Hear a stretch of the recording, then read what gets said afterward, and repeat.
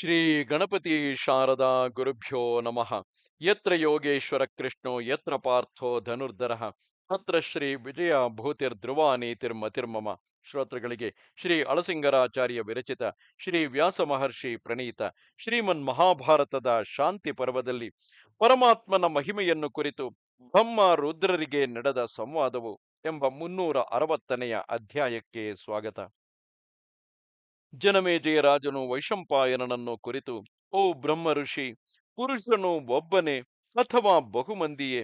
ಲೋಕದಲ್ಲಿ ಯಾವ ಪುರುಷನು ಎಲ್ಲರಿಗಿಂತಲೂ ಶ್ರೇಷ್ಠನು, ಎಲ್ಲಕ್ಕೂ ಕಾರಣಭೂತನು ಯಾವನು ಎನ್ನಲು ವೈಶಂಪಾಯನನು, ಗೌರವೇಂದ್ರ, ಕೇಳು.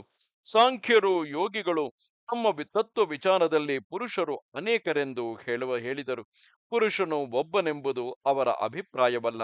ಸಕಲ ಪುರುಷರಿಗೂ ಕಾರಣ ಅಥವಾ ಮೂಲವು ಒಂದೇ ಎಂದು ನಿರೂಪಿಸಲ್ಪಡುವುದು. ಗುಣಪೂರ್ಣನು ಸರ್ವಾತ್ಮನೂ ಆದ ಆ ಪುರುಷನನ್ನು ಒಬ್ಬನೆಂದೇ ಹೇಳಬಹುದು. ಮೊದಲು ಗುರುವಾದ ವ್ಯಾಸನನ್ನು ನಮಸ್ಕರಿಸಿ ಆಮೇಲೆ ಈ ವಿಚಾರವನ್ನು ಹೇಳುವೆನು. ಈ ಪುರುಷ ಸೂಕ್ತವು ಸಕಲ ವೇದಗಳಲ್ಲಿಯೂ ನಿರೂಪಿತವಾದುದೇ. ಇದು ಋತವೆಂದು ಸತ್ಯವೆಂದು ಹೇಳಲ್ಪಡುವುದು. ನಮ್ಮ ಗುರುವಾದ ವ್ಯಾಸನು ಕಪಿಲಾದಿ ಮುನಿಗಳು ಇದನ್ನು ಕುರಿತು ಆತ್ಮ ವಿಚಾರದಿಂದ ಸಾಮಾನ್ಯ ವಿಶೇಷ ಶಾಸ್ತ್ರಗಳನ್ನು ವಿವರಿಸಿರುವರು. ವ್ಯಾಸನು ಸಂಗ್ರಹಿಸಿ ಒಬ್ಬನೇ ಪುರುಷನೆಂದು ಹೇಳಿರುವನು. ಅದನ್ನೇ ನಿನಗೆ ತಿಳಿಸುವೆನು. ಇದೇ ವಿಷಯವಾಗಿ ಹಿಂದೆ ಬ್ರಹ್ಮನೊಡನೆ ರುದ್ರನಿಗೆ ನಡೆದ ಸಂವಾದ ರೂಪವಾದ ಇತಿಹಾಸವುಂಟು. ಕ್ಷೀರ ಸಮುದ್ರದ ನಡುವೆ ಸುವರ್ಣ ಛಾಯೆಯುಳ್ಳ ವೈಜಯಂತವೆಂಬ ಪರ್ವತವಿದೆ. ಆ ಪರ್ವತದಲ್ಲಿ ಯಾವಾಗಲೂ ಬ್ರಹ್ಮನು ಏಕಾಕಿಯಾಗಿ ಕುಳಿತು ಆತ್ಮಗತಿಯನ್ನು ವಿಚಾರಿಸುತ್ತಿರುವುದುಂಟು. ಇದಕ್ಕಾಗಿ ಅವನು ತನ್ನ ನಿಜ ಸ್ಥಾನವನ್ನು ಬಿಟ್ಟು ಅಲ್ಲಿಯೇ ಇರುತ್ತಿದ್ದನು. ಹೀಗಿರುವಾಗ ಒಮ್ಮೆ ಅವನ ಲಲಾಟದಿಂದ ಹುಟ್ಟಿದ ಪುತ್ರನು, ಮಹಾಯೋಗಿಯೂ ಆದ ಶಂಕರನು, ಆಕಾಶ ಮಾರ್ಗದಿಂದ ಅದೇ ದಾರಿಯಾಗಿ ಬರುತ್ತಾ ಅಲ್ಲಿ ಆತ್ಮ ವಿಚಾರ ಪರನಾಗಿ ಕುಳಿತಿದ್ದ ಬ್ರಹ್ಮನನ್ನು ನೋಡಿ ತನೇ ಕೆಳಕ್ಕಿಳಿದು ಅವನಿಗೆ ನಮಸ್ಕರಿಸಿದನು. ಹೀಗೆ ತನ್ನ ಪಾದಗಳಿಗೆ ಬಗ್ಗಿ ನಮಸ್ಕರಿಸಿದ ರುದ್ರನನ್ನು ನೋಡಿ ಬ್ರಹ್ಮನು ತನ್ನ ಎಡಗೈಯಿಂದ ಅವನನ್ನು ಹಿಡಿದು ಮೇಲಕ್ಕೆತ್ತಿ ಬಹುಕಾಲದಿಂದ ಅಗಲಿದ್ದ ಅವನನ್ನು ನೋಡಿ ಸಂತೋಷದಿಂದ, ಮಹಾಬಾಹು, ನಿನಗೆ ಸ್ವಾಗತವು. ಭಾಗ್ಯವಶದಿಂದ ನೀನು ನನ್ನಲ್ಲಿಗೆ ಬಂದೆ. ನಿನ್ನ ಅಧ್ಯಯನಕ್ಕೂ ತಪಸ್ಸಿಗೂ ಕ್ಷೇಮವಷ್ಟೇ. ನೀನು ಉಗ್ರ ತಪಸ್ಸುಳ್ಳವನು. ಆದುದರಿಂದ ಮುಖ್ಯವಾಗಿ ನಿನ್ನ ತಪಸ್ಸಿನ ಕ್ಷೇಮವನ್ನೇ ಕೇಳುವೆನು ಎಂದನು. ಅದಕ್ಕೆ ಆ ರುದ್ರನು, ಮಹಾತ್ಮ, ನಿನ್ನ ಅನುಗ್ರಹದಿಂದ ಎಲ್ಲಕ್ಕೂ ಕ್ಷೇಮವೇ. ಸಕಲ ಜಗತ್ತಿನ ಕ್ಷೇಮಕ್ಕೂ ಏನೂ ಕೊರತೆಯಿಲ್ಲ. ನಾನು ನಿನ್ನನ್ನು ಬಹುಕಾಲಕ್ಕೆ ಹಿಂದೆ ಬ್ರಹ್ಮಲೋಕದಲ್ಲಿ ನೋಡಿದವನು. ಈಗ ಈ ಪರ್ವತದಲ್ಲಿ ನಿನ್ನನ್ನು ಕಂಡೆನು. ಇಲ್ಲಿ ಏಕಾಂತವಾಗಿ ಕುಳಿತಿರುವ ನಿನ್ನಲ್ಲಿ ಒಂದು ಪ್ರಶ್ನೆಯನ್ನು ಕೇಳಬೇಕೆಂದು ನನಗೆ ಕುತೂಹಲವಿದೆ.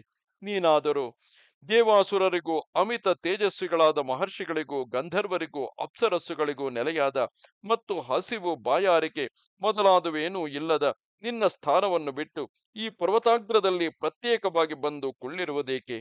ಇದಕ್ಕೆ ಕಾರಣವು ಅಲ್ಪವಾಗಿರಲಾರದು. ಇದರ ರಹಸ್ಯವನ್ನು ನನಗೆ ತಿಳಿಸಬೇಕು ಎಂದನು. ಅದಕ್ಕೆ ಆ ಬ್ರಹ್ಮನು, ಶಂಕರ, ಹೌದು, ಈ ವೈಜಯಂತ ಪರ್ವತದಲ್ಲಿ ನಾನು ಏಕಾಗ್ರತೆಯಿಂದ ವಿರಾಟ್ ಪುರುಷನನ್ನು ಧ್ಯಾನಿಸುತ್ತಿರುವೆನು ಎಂದನು. ಅದಕ್ಕೆ ಆ ರುದ್ರನು, ಬ್ರಹ್ಮದೇವ, ನೀನೇ ಸ್ವಯಂಭು, ಎಂದರೆ ನಿನ್ನಿಂದ ನೀನೇ ಹುಟ್ಟಿದವನು. ನಿನ್ನಿಂದಲೇ ಎಲ್ಲರೂ ಸೃಷ್ಟಿಸಲ್ಪಟ್ಟವರು. ಆ ಸೃಷ್ಟಿಯಲ್ಲಿ ವಿರಾಟ್ ಪುರುಷನು ಒಬ್ಬನಲ್ಲವೇ?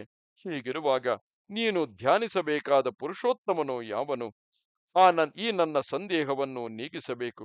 ನನಗೆ ಇದರಲ್ಲಿ ಕುತೂಹಲವಿದೆ ಎನ್ನಲು ಬ್ರಹ್ಮನು, ಕುಮಾರ, ನೀನು ಹೇಳಿದ ಪುರುಷರೇನೋ ಬಹುಮಂದಿಯೇ. ಇದು ಪ್ರತ್ಯಕ್ಷ ಗೋಚರವಾದ ವಿಷಯವು. ಆದರೂ ಅದನ್ನು ಆ ದೃಷ್ಟಿಯಿಂದ ನೋಡಬಾರದು. ಪುರುಷನೊಬ್ಬನೇ ಎಂಬುದಕ್ಕೆ ಆಧಾರವನ್ನು ನಾನು ತಿಳಿಸುವೆನು.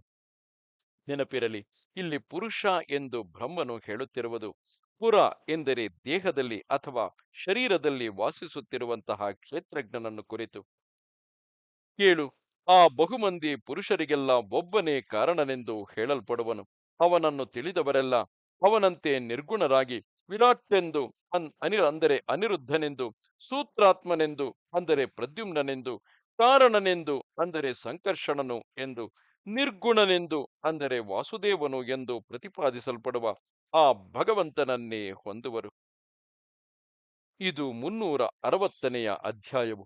ನಮಸ್ತೆ ಶಾರದೆ ದೇವಿ, ಕಾಶ್ಮೀರ ಪುರವಾಸಿನಿ, ತ್ವಾಮಹಂ ಪ್ರಾರ್ಥಯೇ ನಿತ್ಯಂ, ವಿದ್ಯಾದಾನಂಚ ದೇಹಿಮೆ. ನಮಸ್ಕಾರ.